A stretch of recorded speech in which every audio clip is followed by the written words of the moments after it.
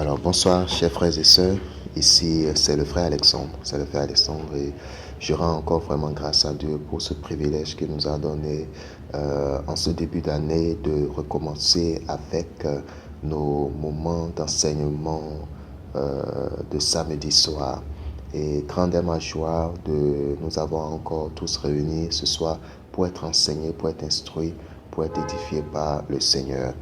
Alors, notre enseignement de ce samedi va à pour thème qu'est-ce que le Seigneur attend de nous? Qu'est-ce que le Seigneur attend de nous? Et ça va se dérouler sur plusieurs parties qui vont occuper plusieurs samedis.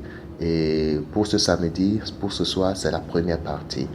Et pour pouvoir aborder et traiter vraiment ce sujet de ce que le Seigneur attend de nous avant qu'il ne revienne, nous allons nous baser sur les lettres qu'il a écrites aux églises dans le livre d'Apocalypse. Donc, en premier lieu, le passage qui va faire objet de l'enseignement de ce soir, c'est Apocalypse 2, des versets 1 à 7. Apocalypse 2, des versets 1 à 7. Je lis la parole de l'Éternel. Écrit à l'ange de l'église d'Éphèse. Voici ce que dit celui qui tient les 7 étoiles dans sa main droite, celui qui marche au milieu des 7 chandeliers d'or. Je connais tes œuvres, ton travail et ta persévérance. Je sais que tu ne peux supporter les méchants, que tu as éprouvé ceux qui se disent apôtres et qui ne le sont pas, et que tu les as trouvés menteurs, que tu as de la persévérance, que tu as souffert à cause de mon nom, et que tu ne t'es point lassé. Mais ce que j'ai contre toi, c'est que tu as abandonné ton premier amour. Souviens-toi donc d'où tu es tombé. Repens-toi et pratique tes premières œuvres. Sinon, je viendrai à toi et j'ôterai ton chandelier de sa place, à moins que tu ne te répandes. Tu as pourtant ceci, ce que tu es, c'est que tu es les œuvres des Nicolaïtes, œuvres que je hais aussi.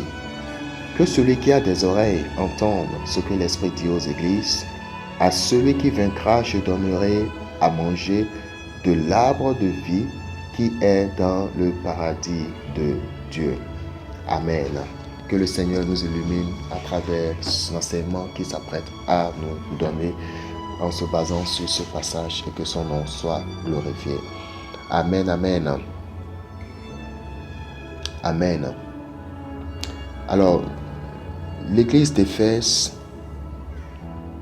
a été créée à travers le ministère de Paul.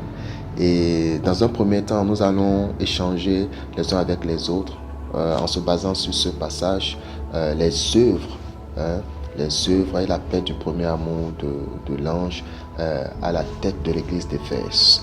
Et donc l'église d'Éphèse a été créée à travers le ministère de Paul. Mais ce n'est pas Jean que le Seigneur s'adresse ici aux dirigeants, aux leaders de l'église. Alors, beaucoup de leaders de nos jours pensent que Dieu ne peut pas leur reprocher des choses par quelqu'un d'autre qui n'est pas de leur dénomination. De ce fait, ils ne prennent pas garde quand Dieu passe par ces mêmes voies. C'est pareil aussi pour nous, les membres, qui pensent que tant que ce que l'Éternel leur reproche ne vient pas de la bouche de leur pasteur ou du surintendant de leur dénomination, ils n'ont pas à prendre cela en compte. Ainsi, ces fidèles ne font pas attention aux corrections de Dieu. Ils pensent toujours que Dieu passera par la voie qu'eux-mêmes ils ont choisie. Alors c'est à l'exemple aussi du soldat Naaman qui était tombé aussi dans les mêmes fautes quand il se rendit chez Élisée pour être guéri de la lèpre. Alors pour voir cela, nous lisons ces propos dans 2 Rois, le chapitre 5, les versets 9 à 12. 2 Rois, chapitre 5. 2 Rois, ouvrons nos Bibles à 2 Rois chapitre 5, les versets 9 à 12. 2 Rois chapitre 5, verset 9 à 12, la parole dit ceci. Naaman vint avec ses chevaux et son char, et il s'arrêta à la porte de la maison d'Élisée. Élisée lui fit dire par un messager, va et lave-toi 7 fois dans le Jourdain. Ta chair deviendra saine et tu seras pur. Verset 11, Naaman fut irrité et il s'en alla en disant, voici, je me disais, il sortira vers moi et se présentera lui-même. Il invoquera le nom de l'Éternel, son Dieu. Il agitera sa main sur la place et guérira le lépreux. Les fleuves de Damas, l'Abana et le Papa ne valent-ils pas mieux que toutes les eaux d'Israël? Ne pourrais-je pas m'y laver et devenir pur? Et il s'en retournait et partait avec fureur. Donc nous voyons ici que parce que Dieu n'a pas pris de la manière dont Naaman croyait, voulait ou avait vu sa guérison s'opérer, il fut frustré. Il fut frustré. Et de la même manière que Naaman s'est fâché, nous nous énervons aussi bien souvent avec des serviteurs que Dieu nous envoie, car nous aurions aimé et voulu que Dieu passe plutôt par le surintendant de notre dénomination pour que nous puissions recevoir sa parole. Alors, ce qu'il ne fait pas toujours, c'est de ne pas prendre par les voies que nous aurions voulu qu'il prenne. Et surtout, si c'est une correction qui nous concerne non seulement nous, mais aussi bien que la dénomination dans laquelle nous sommes.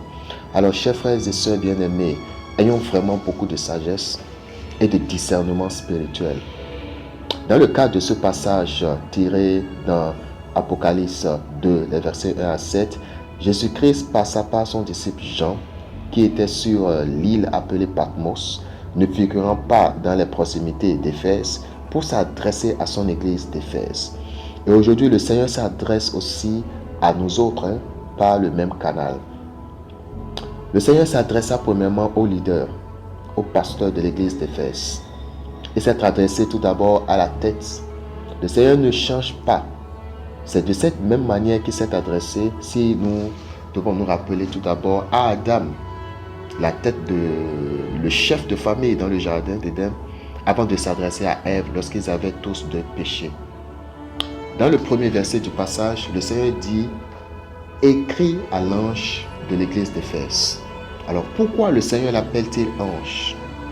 Dans Matthieu 22, le verset 30, Jésus-Christ répondra aux Sadducéens que à la résurrection, les hommes ne prendront point de femmes, ni les femmes de mari, mais ils seront comme des anges de Dieu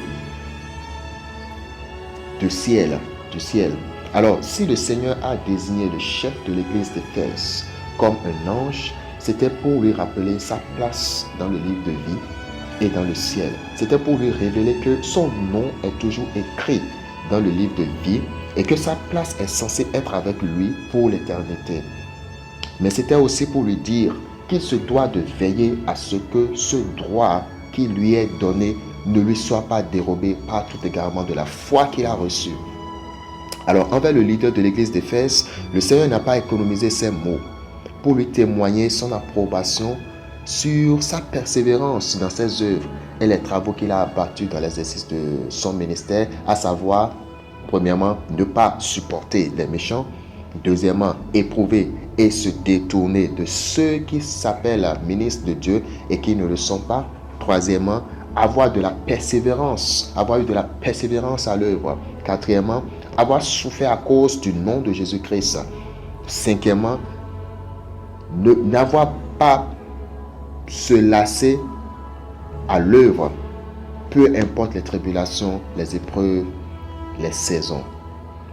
Et bien aimés, nous devons savoir que ces points sont aussi importants et valables pour nous autres. Si nous voulons marcher avec Jésus-Christ, notre Seigneur, il s'attend à ce que nous veillions à ces mêmes choses en ce qui concerne son œuvre. Cela veut dire quoi? Que nous ne devons pas supporter les méchants lorsque nous faisons l'œuvre. Nous devons éprouver et nous détourner de tous ceux qui s'appellent ministres de Dieu et qui ne le sont pas. Nous devons avoir de la persévérance à l'œuvre. Nous devons souffrir, accepter souffrir à cause du nom de Jésus-Christ. et ne point se lasser à l'œuvre, peu importe les tribulations, les épreuves et les saisons. Alors, nous pouvons nous dire peut-être que nous ne sommes pas pasteurs, nous n'avons pas d'église. Mais ce que nous ne devons pas ignorer ici dans ce passage, c'est que Jésus-Christ nous a appelés tous, tout un chacun de nous, à faire une œuvre sur cette terre.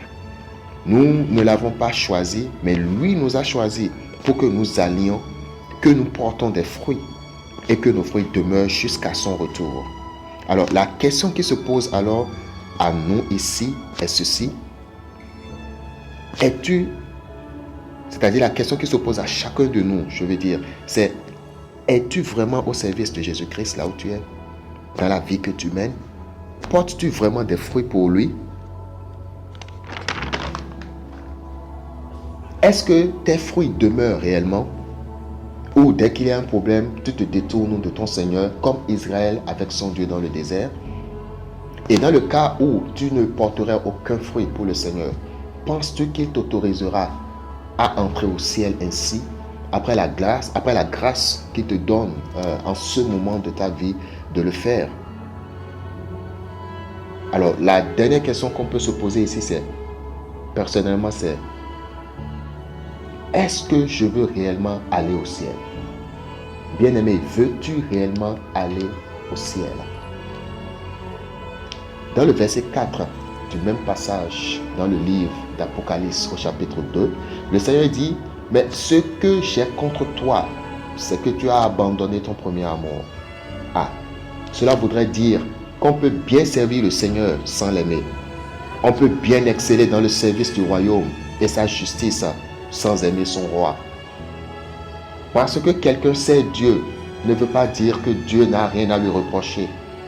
Parce que quelqu'un fait de grands signes et des miracles ne veut pas dire qu'il est dans le parfait, la vérité et irréprochable devant Dieu.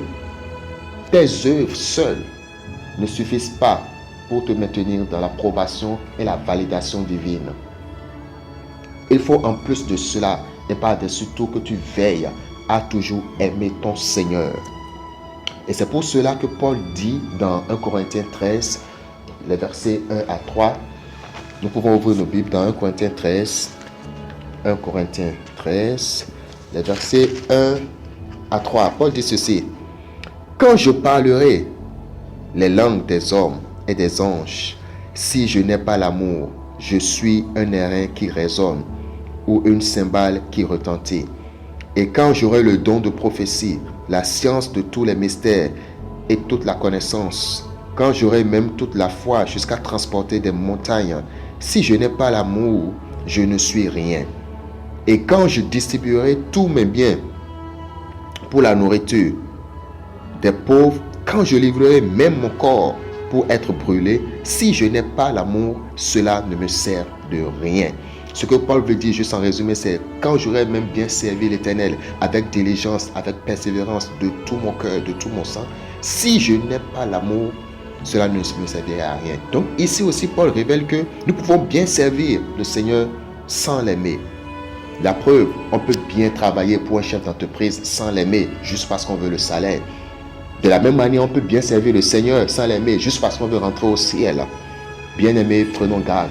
Prenons garde, car l'Éternel voit tout. L'Éternel sait tout. L'Éternel entend tout. L'Éternel sonde le cœur de tout un chacun de nous. Alors, malgré la bonne qualité de ces travaux dans l'église d'Éphèse, le Seigneur a néanmoins reproché à son leader, au leader d'Éphèse, le fait d'avoir abandonné son premier amour. Et ceci est d'autant plus sérieux et grave aux yeux du Seigneur pour qu'il lui dise dans le verset 5, souviens-toi. Donc, dans le verset 5 d'Apocalypse, le chapitre 2, il lui dit: souviens-toi donc d'où tu es tombé, répands-toi et pratique tes premières œuvres, sinon je viendrai à toi et j'ôterai ton chandelier de sa place, à moins que tu ne te répandes. J'ôterai ton chandelier de sa place, à moins que tu ne te répandes. Alors, dans le déroulement de cet enseignement, nous allons voir au premier point, de quel premier amour s'agit-il? De quel premier amour s'agit-il? De quel premier amour se réfère le Seigneur Jésus-Christ? Au deuxième point, nous allons voir quelles sont probablement les situations qui auraient conduit l'ange de cette église d'Éphèse à perdre son premier amour pour le Seigneur. Troisièmement, nous allons voir comment pratiquer notre premier amour pour le Seigneur une fois que nous avions chuté. Et je vous prie, bien-aimés, dès cet instant, de ne pas vraiment vous lasser, de ne pas vous lasser à suivre le reste de l'enseignement, car le Seigneur, dans toute sa vitalité, ne manquera pas de nous révéler sa volonté et ce qu'il attend vraiment de nous jusqu'à son retour imminent. Alors, ainsi, nous abordons le premier point. Le premier point, c'est de savoir de quel premier amour le Seigneur veut-il parler. De quel premier amour le Seigneur veut-il parler. Alors, beaucoup de fois, quand nous lisons ce passage, pour ceux qui ont une dévotion personnelle avec le Seigneur dans la méditation de la parole, alors quand nous méditons ce passage, beaucoup de fois, nous nous posons cette même question. Nous nous disons, mais déjà, avec tout ce que ce pasteur a abattu au service du Seigneur, n'est-ce pas là les preuves de son amour pour lui? Alors, ce qui est clair, c'est que tout est à respecter, à observer, à pratiquer si nous voulons et si nous tenons à être agréables au Seigneur. Rien n'est à laisser. De par notre foi, toute la volonté du Seigneur doit être accomplie dans notre vie à part entière. Alors, de quel amour s'agit-il? Qu'est-ce que le Seigneur Jésus-Christ veut dire quand il reproche à quelqu'un qu'il ne l'aime pas? Quand il reproche à un leader, tu ne m'aimes pas. Qu'est-ce que le Seigneur Jésus-Christ veut lui dire par là? Alors, pour commencer, lisons d'abord dans 1 Corinthiens 13, les versets 4 et 8. 1 Corinthiens 13, les versets 4 et 8. Les versets 4 à 8, je veux dire, ça dit ceci. L'amour est patient. Il est plein de bonté. L'amour n'est point envieux. L'amour ne se vante point. Il ne s'en fout point d'orgueil. Il ne fait rien de malhonnête. Il ne cherche point son intérêt. Il ne s'irrite point. Il ne soupçonne point le mal. Il ne se réjouit point de l'injustice, mais il se réjouit de la vérité. Il excuse tout, il croit tout, il espère tout, il supporte tout. Verset 8. L'amour ne périt jamais. L'amour ne périt jamais. Alors, lorsque nous méditons un peu ce passage, nous pouvons percevoir ici que aimer quelqu'un n'a rien à voir avec le moi. Ça n'a rien à voir avec le moi. Ça n'a rien à voir avec toi-même. Aimer quelqu'un, ça n'a rien à voir avec ton moi. Aimer l'autre selon Dieu exige tout d'abord la renonciation, je veux dire. Aimer l'autre selon Dieu exige tout d'abord de renoncer à soi-même. De renoncer à soi-même. Ainsi, dès que face aux besoins de l'autre, nous nous intéressons plutôt à notre moi, à notre propre volonté, et que nous cessons petit à petit à aimer l'autre, à faire la volonté de Dieu dans la vie de l'autre. Et même si nous n'en sommes pas conscients, c'est que ne pas aimer, c'est haïr. Ne pas aimer, c'est haïr. Et cesser d'aimer, c'est commencer par haïr. Et nous haïssons à la même mesure avec laquelle nous manquons d'amour. S'il te manque 10% d'amour, il faut savoir que tu haïs les autres à 10%. S'il te manque 20% d'amour, il faut savoir que tu haïs les autres à 20%. S'il te manque 50% d'amour envers le Seigneur, il faut savoir que tu haïs le Seigneur à 50%. Alors, après sa résurrection, observons ceci qui est vraiment important et extraordinaire. Après sa résurrection, Jésus-Christ rendit visite à quelques-uns de ses disciples, à savoir Pierre, Thomas, Nathanaël, les fils de Zébédée, Jean et 2 autres. Et à cet effet, Jésus posa à 3 reprises une question à Pierre. Lisons rapidement dans Jean 21, verset 15 à 17. Jean 21, verset 15 à 17. Nous sommes dans le livre, l'évangile de Jean, Jean 21, verset 15 à 17. La parole dit ceci. Après qu'ils eurent mangé, Jésus dit à Simon-Pierre, Simon, fils de Jonas, m'aimes-tu plus que ne m'aiment ceux-ci? La question revient, m'aimes-tu plus que ne m'aiment ceux-ci? Il lui répondit, oui Seigneur, tu sais que je t'aime. Jésus lui dit, paie mes agneaux. Il lui dit une seconde fois, Simon, fils de Jonas, m'aimes-tu? Pierre lui répondit, oui Seigneur, tu sais que je t'aime. Jésus lui dit, paie mes brebis. Verset 17, il lui dit pour la troisième fois, Simon Pierre, fils de Jonas, m'aimes-tu? Pierre fut attristé de ce qu'il lui avait dit pour la troisième fois, m'aimes-tu? Et il lui répondit, Seigneur, tu sais toutes choses, tu sais que je t'aime. Jésus lui dit, paie mes brebis. Amen. Jésus lui dit, paie mes brebis. Alors, indubitablement ici, Jésus enseignait à Pierre que son amour pour lui sera mesuré et témoigné à travers la manière dont il prendrait soin de ses brebis, c'est-à-dire les autres disciples avec lui, ainsi que les fidèles croyants qui s'y ajouteront. Pierre est celui que le Seigneur avait établi à la tête de l'église primitive. Et dans le contexte précis, il est l'ange à la tête de l'église primitive. Alors, à un moment donné, après la résurrection du Seigneur, Pierre avait commencé à s'intéresser beaucoup plus à lui-même, c'est-à-dire à son moi. Ainsi, il pouvait se rendre compte de ses besoins et de la nécessité de les satisfaire. La nécessité de satisfaire son moi, la nécessité de satisfaire sa propre volonté. Et n'ayant pas cherché l'aide de Dieu pour ce faire, il devait alors procéder par ses propres moyens et sa propre force. Ce qui l'avait ramené par la fin à reprendre la pêche. Et ce faisant, il rompait avec la tâche de veiller au bien-être de ses frères dans le Seigneur et des autres disciples. Si nous lisons dans Jean 21, toujours les versets 1 à 3, la parole nous dit, après cela, Jésus se montra encore aux disciples sur les bords de la mer de Tibériade. Et voici de quelle manière il se montra. Simon Pierre, Thomas appelé Didyme, Nathanaël de Cana en Galilée, les fils de Zébédée et deux autres disciples de Jésus étaient ensemble. Simon Pierre leur dit, je vais pêcher. Ils lui dirent, nous allons aussi avec toi. Ils sortirent et montèrent dans une barque, et cette nuit-là, ils ne prirent rien. Amen. Donc, de cette même manière, l'ange de l'église d'Éphèse probablement a aussi commencé à un moment donné à s'intéresser beaucoup plus à lui-même, à sa volonté, tout en sacrifiant les œuvres qu'il pratiquait auparavant à l'endroit des fidèles de l'église pour maintenir leur bien-être. Et maintenir le bien-être des fidèles de l'église, c'est-à-dire paître les brebis, était la volonté de Dieu pour lui aussi. Alors, dans son cœur, le bien-être du peuple ne passait plus en priorité face à ses propres besoins personnels, face à sa volonté, face à sa propre vision des choses. Alors, malgré qu'il continuait avec diligence dans son ministère, les brebis du Seigneur perdaient peu à peu de place dans son cœur.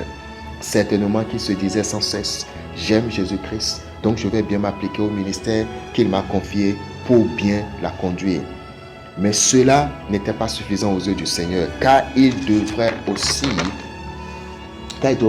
toujours veiller à ce que le bien-être des brebis du Seigneur passe avant son moi, passe avant sa volonté. Il devait veiller à ce que la volonté du Seigneur passe avant sa volonté. En ce sens, il faisait sa propre volonté plutôt que de faire celle du Seigneur.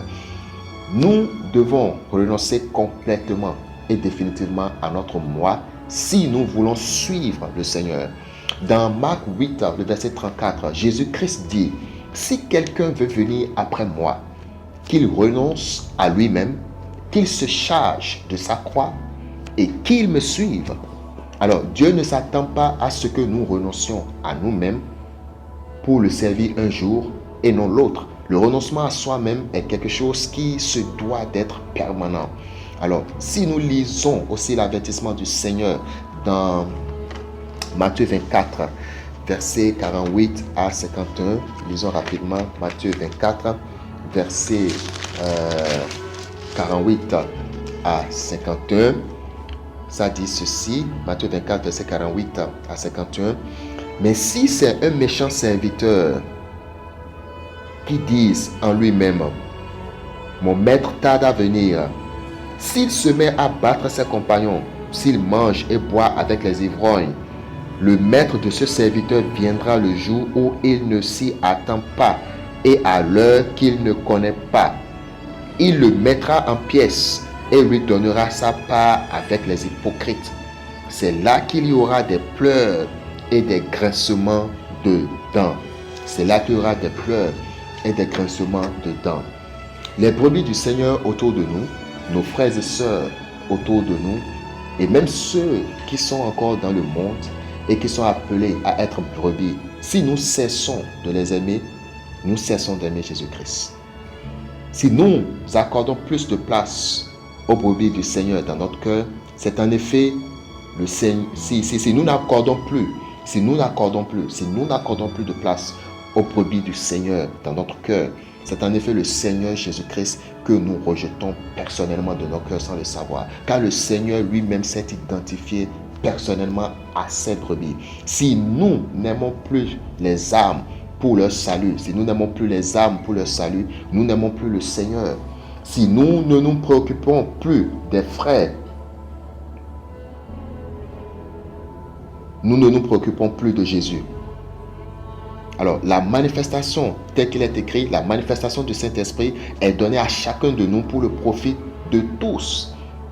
Ce qui veut dire que, bien-aimé, tu as sûrement quelque chose que tu as reçu de Dieu et dont tu peux t'en servir pour le bien-être de tes frères et sœurs qui sont dans le besoin autour de toi. Alors, n'hésite pas de le faire avec sagesse et discernement. Tu dois le faire car les aimer, c'est aimer Christ. Et l'homme ne possède rien sur cette terre qui n'ait reçu des cieux.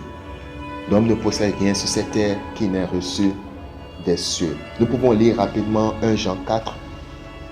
1 Jean 4, les versets 4 et les versets 12, 20 à 21. 1 Jean 4, 1 Jean 4, verset 12, 20 à 21. 1 Jean 4, verset 12 dit ceci: personne n'a jamais vu Dieu. Si nous nous aimons les uns les autres, Dieu demeure en nous et son amour est parfait en nous. Verset 20 et 21. Si quelqu'un dit j'aime Dieu et qu'il haïsse son frère, c'est un menteur. Car celui qui n'aime pas son frère qu'il voit, comment peut-il aimer Dieu qu'il ne voit pas? Et nous avons de lui ce commandement, que celui qui aime Dieu aime aussi son frère. Amen. Donc si pendant que tu sers le Seigneur, tu négliges ces choses, tu négliges ce qui arrive aux frères, tu es insensible à leurs besoins, Jésus-Christ te fera les mêmes reproches qu'il a fait à l'ange d'Éphèse, car il demeure le même hier, aujourd'hui, éternellement. Il ne change pas, bien-aimé. Alors, l'ange de l'église d'Éphèse avait abandonné son premier amour. Il s'était lassé de toujours se préoccuper des brebis du Seigneur en priorité par rapport à sa propre personne, à sa propre volonté. Il substituait uniquement le Seigneur à l'œuvre dans le ministère à un moment donné. Mais le Seigneur, ce sont ses brebis qui sont autour de nous. Le Seigneur, ce sont ses brebis qui sont autour de nous. Vous voyez. Et à cet effet, le Seigneur reprocha aussi les mêmes choses au peuple en les avertissant par ses paroles dans Apocalypse 2.7.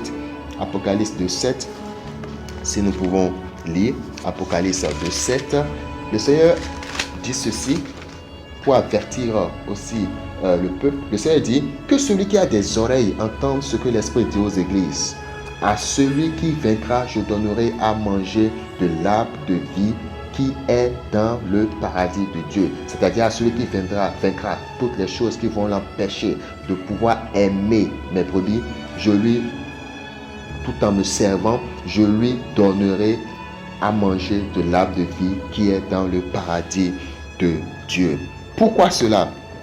Pourquoi le peuple aussi devait être averti? Parce que le peuple à son tour était aussi susceptible de marcher dans les mêmes voies, voyant ce que le pasteur faisait. Les membres de l'église d'Éphèse risquaient à leur tour de ne plus prendre soin des uns des autres. Vous voyez, de ne plus s'aimer les uns les autres. Alors si nous retournons dans Jean 1, dans Jean 21, des versets 1 à 3, nous allons relire ceci. Si nous retournons dans Jean 21, les versets 1 à 3, nous allons relire. Nous allons observer ceci rapidement. La parole de Dieu dit, après cela, Jésus se montra encore aux disciples sur les bords de la mer de Tibériade. Et voici quelle manière il se montra. Simon-Pierre, Thomas appelé Didyme, Nathanaël de Cana en Galilée, les fils de Zébédée et 2 autres disciples de Jésus étaient ensemble. Verset 3 maintenant, Simon-Pierre leur dit, je vais pêcher. Ils lui dirent, nous allons aussi avec toi. Vous voyez, ils sortirent et montèrent dans une barque. Et cette nuit-là, ils ne prirent rien. Alors, qu'est-ce que nous devons observer ici? Nous voyons ici que non seulement Pierre avait quitté son poste de pêcheur d'hommes et de berger pour reprendre ses anciennes activités de pêche de poissons, mais il y a conduit tout le reste de ses frères dans le Seigneur qui était avec lui. Nous devons donc faire très attention, car lorsque nous cessons d'aimer les frères et de prendre soin d'eux, de ceux sur qui Dieu nous a établis serviteurs, nous les poussons aussi à désobéir de la même manière. Le peuple imite facilement son leader.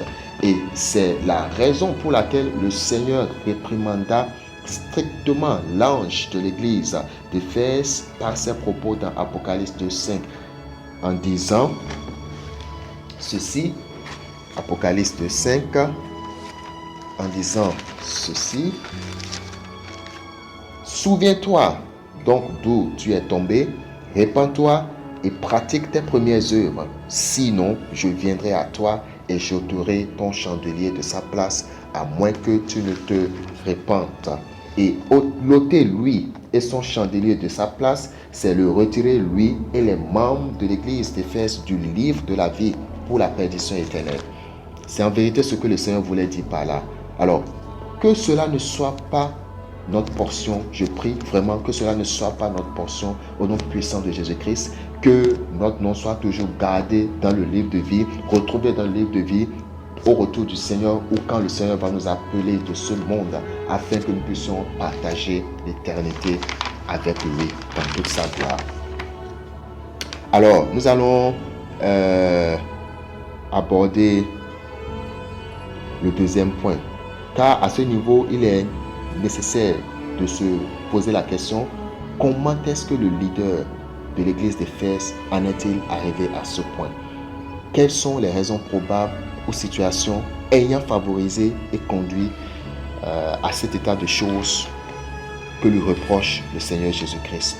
Donc, dans le point 2 que nous allons aborder, nous allons développer quelles sont probablement les situations ayant conduit l'ange de l'église d'Éphèse à abandonner son premier amour pour le Seigneur sans le savoir. Ceci va nous aider à vraiment comprendre et prendre garde à nous-mêmes pour ne plus tomber dans ces mêmes pièges de l'ennemi. Amen. Alors, bien-aimés frères et sœurs, il est à savoir ici que Paul, dans son ministère d'apôtre, après avoir établi l'église d'Éphèse, avait pris la peine d'avertir les anciens de l'église au sujet des choses à venir, au sujet de ces choses à venir, qui constituent au fait les mêmes choses que le Seigneur a mentionnées dans cette lettre qu'il leur a adressée par Jean. Alors, si nous lisons dans Acte 20, Actes des Apôtres, chapitre 20. Si nous lisons dans le livre des Actes des Apôtres, chapitre 20, les versets 17, 28 à 31, nous lisons ceci. Cependant, de Milet, Paul envoya chercher à Éphèse les anciens de l'Église. Alors, versets 28 à 31. Prenez donc garde, leur dit Paul, à vous-même et à tout le troupeau sur lequel le Saint-Esprit vous a établi évêque pour paître l'église du Seigneur qu'il s'est acquis par son propre sang. Je relis. Prenez donc garde à vous-même et à tout le troupeau sur lequel le Saint-Esprit vous a établi évêque pour paître l'église du Seigneur qui s'est acquise par son sang. Je sais qu'il s'introduira parmi vous après mon départ des loups cruels qui n'épargneront pas le troupeau, et qu'il s'élèvera du milieu de vous des hommes qui enseigneront des choses pernicieuses pour entraîner les disciples après eux. Veillez donc, vous souvenant que durant 3 années, je n'ai cessé nuit et jour d'exhorter avec l'âme chacun de vous. Alors donc nous voyons que le premier avertissement que Paul leur donna, c'est de prendre garde à eux-mêmes, sans oublier de prendre soin du troupeau sur lequel le Saint-Esprit les avait établis évêques, c'est-à-dire les brebis que le Seigneur avait acquis par son sang. Alors, il les avertissa aussi au sujet des loups ravisseurs, c'est-à-dire les faux serviteurs qui risquaient de s'introduire dans l'église pour enseigner des choses pernicieuses afin d'entraîner des brebis après eux. Alors, le leader de l'église d'Éphèse a bien veillé à identifier et dévoiler ces loups ravisseurs. Il a bien pris garde à lui-même par rapport au ministère que le Seigneur lui a confié et par rapport à identifier les loups pour préserver, pour protéger le peuple.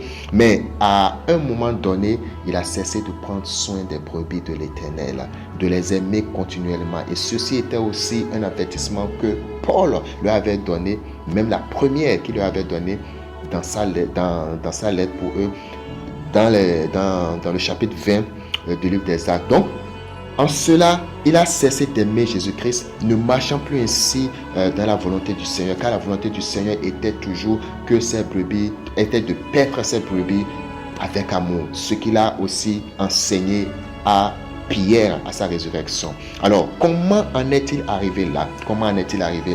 Lisons rapidement dans Matthieu 24, le verset 12, où Jésus-Christ dit ceci. Jésus-Christ dit: et parce que l'iniquité se sera accrue, et parce que l'iniquité se sera accrue, l'amour du plus grand nombre se refroidira. Parce que l'iniquité se sera accrue, l'amour du plus grand nombre se refroidira. L'iniquité s'est accrue chez les membres fidèles de l'église d'Éphèse, certainement à cause des faux enseignements que certains ramenaient sans cesse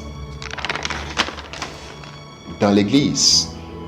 Il est écrit dans 2 Timothée 2, le verset 16, il est écrit: évite les discours vains et profanes, car ceux qui les tiennent avanceront toujours plus dans l'impiété, et leur parole rongera comme la gangrène. Vous voyez, il est écrit: évite les discours vains et profanes, car ceux qui les tiennent avanceront toujours plus dans l'impiété, et leur parole rongera comme de la gangrène. Alors, à la vue de ces comportements d'impiété et d'iniquité prolongée de ces fidèles et de leur réponse endurcie envers ces probables exhortations et appels à la repentance, l'ange de l'église d'Éphèse a commencé par certainement se lasser, rongé par leurs paroles, telles comme de la gangrène. Il a manqué certainement à garder son cœur dans la volonté du Seigneur afin de toujours répondre au mal par le bien. Il a certainement commencé par se décourager et à perdre espoir sur un probable changement de comportement de leur part. Et ceci a commencé à le refroidir dans la manière dont il tenait à cœur leur bien-être spirituel à cause des douleurs ou peines que leur comportement lui infligeait. Peu à peu, il a commencé par être insensible aux ailes initiales avec lesquelles il pouvait prendre soin d'eux. Dans ces mêmes conditions, je prie le Seigneur de nous donner la grâce, bien-aimés, d'endurer, la grâce d'endurer et d'abonder plutôt d'amour les uns pour les autres, encore plus lorsque nous traversons ces situations. Lorsqu'un frère nous offense, d'abonder davantage d'amour pour lui, afin de le ramener à la repentance, pour qu'il soit sauvé. Paul dit dans 2 Timothée 2, le verset 10, « C'est pourquoi je supporte tout à cause des élus, afin qu'eux aussi obtiennent le salut qui est en Jésus-Christ avec la gloire éternelle. » Romains 5, le verset 8 dit, nous révèle ceci, « Mais Dieu prouve son amour envers nous, en ce que lorsque nous étions encore des pécheurs, Christ est mort pour nous. » Dieu ne veut pas que nous attendions que les autres nous fassent du bien avant de les aimer. Et le vrai amour n'est pas celle qui cesse de se manifester dès que nous sommes offensés. Dieu veut que nous continuions à aimer même tout en étant offensés. C'est pour cela que Jésus-Christ nous recommande d'aimer même nos ennemis et de faire du bien à ceux qui nous offensent. Et justement, à cette même église d'Éphèse, Paul recommanda dans son épître qu'il leur avait envoyé au chapitre 5, je veux dire Éphésiens 5, les versets 1 à 2, nous pouvons lire rapidement. Vous pouvez aller dans Éphésiens 5, Éphésiens 5, les versets 1 à 2, je lis dans la version Louis II. Il est écrit, devenez donc les imitateurs de Dieu comme des enfants bien-aimés et marchez dans l'amour à l'exemple de Christ qui nous a aimés et qui s'est livré lui-même à Dieu pour nous comme une offrande et un sacrifice de bonne odeur. Vous voyez. Donc il les a toujours exhortés aussi et rappelés d'aimer, de s'aimer les uns les autres, de ne pas oublier l'amour pour les uns les autres, autant pour les anciens, autant aussi entre les fidèles. Vous voyez. Et c'est ça qui prouve alors qu'ils n'ont pas veillé à cela.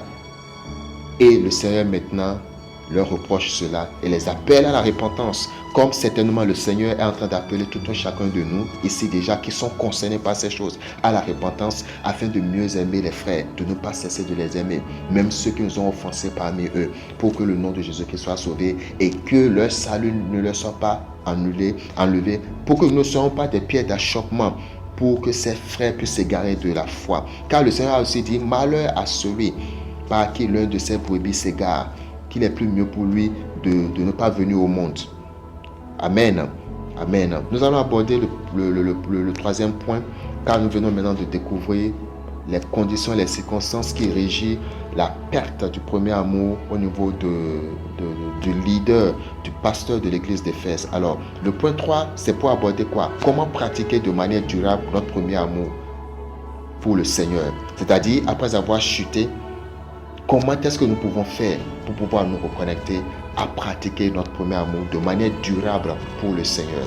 Alors, après avoir chuté, Jésus-Christ nous conseille au verset 5 du 2e chapitre du livre d'Apocalypse que nous avons lu. Il nous conseille ceci, premièrement, de se souvenir de là où on est tombé. Deuxièmement, de se repentir.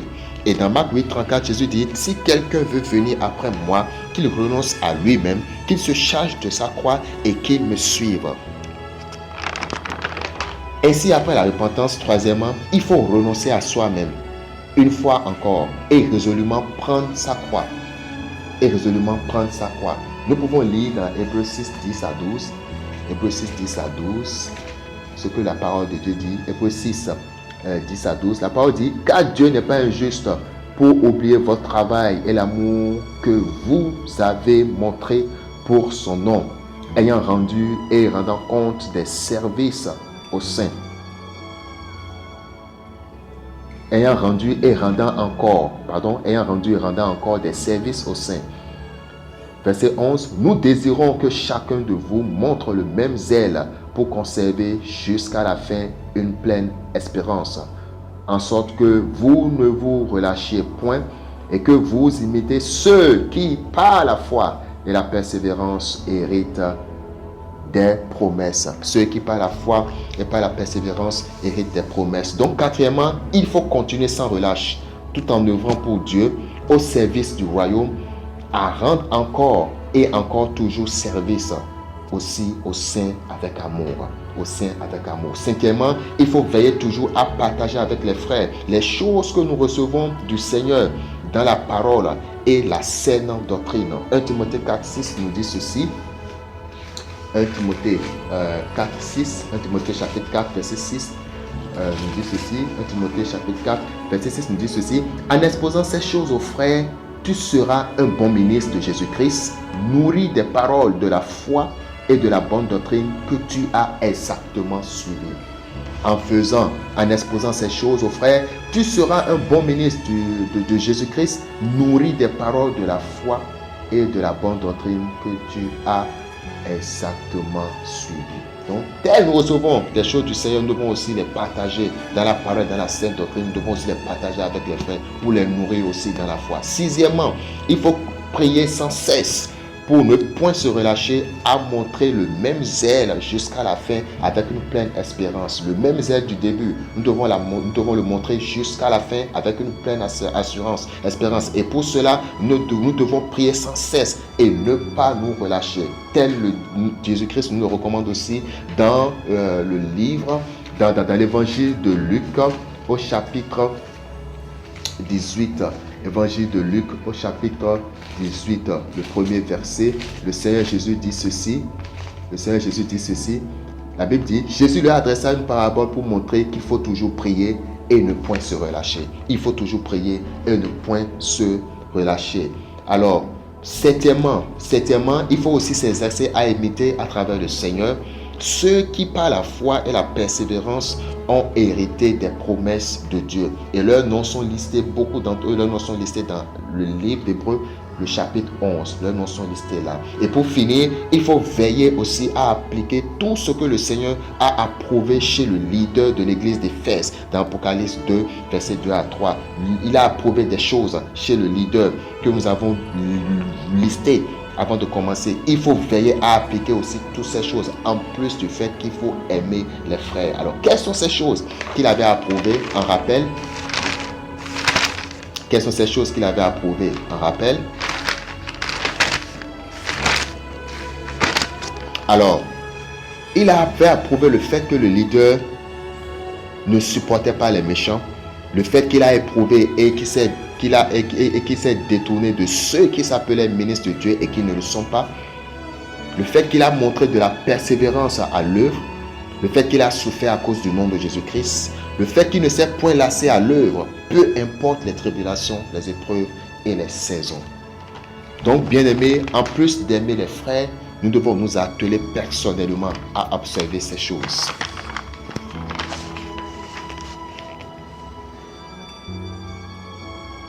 Alors, nous voici, bien aimés, à la fin de cet enseignement. Mais je voudrais que tout un chacun de nous, que nous veillions véritablement sur ces choses que nous venons d'apprendre. Ces choses que le Seigneur vient de nous révéler, qu'il attend de nous. Je voudrais que nous veillions vraiment sur ça. Et que nous ayons à cœur cette parole écrite dans 2 Timothée 2, le verset 19. Cette parole écrite dans 2 Timothée 2, le verset 19 qui dit « Néanmoins, le solide fondement de Dieu reste debout, avec ces paroles qui lui servent de sceau. Le Seigneur connaît ceux qui lui appartiennent, et quiconque prononce le nom du Seigneur, qu'il s'éloigne de l'iniquité. » Je relis 2 Timothée 2, verset 19. « Néanmoins, le solide fondement de Dieu reste debout, avec ces paroles qui lui servent de sceau. Le Seigneur connaît ceux qui lui appartiennent, et quiconque prononce le nom du Seigneur, qu'il s'éloigne de l'iniquité. » Bien-aimés, éloignons-nous de l'iniquité. Nous qui prononçons le nom du Seigneur, nous qui nous faisons appeler chrétiens, nous qui nous faisons appeler nés de nouveau, baptisés du Saint-Esprit et d'eau, éloignons-nous de l'iniquité, car sans la sanctification, personne ne verra le Seigneur. Et recherchons la paix avec tous, aimons-nous les uns les autres, car en aimant les autres, c'est que c'est Jésus-Christ que nous aimons. Que l'Éternel nous capacite davantage à observer toutes ces choses et que Dieu vous bénisse abondamment. Merci. Amen.